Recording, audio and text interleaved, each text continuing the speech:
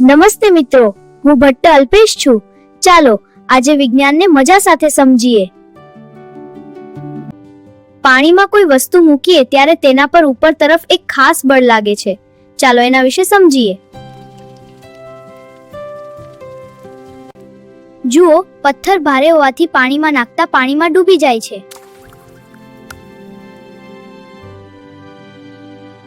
પાણી વસ્તુને ઉપર તરફ ધકેલે છે. આ ધકેલનાર બળને જ ઉત્પ્લાવક બળ કહે છે. જ્યારે કોઈ વસ્તુ પર લાગતું ઉત્પ્લાવક બળ તેના વજન કરતાં ઓછું હોય ત્યારે તે વસ્તુ પ્રવાહીમાં ડૂબી જાય છે.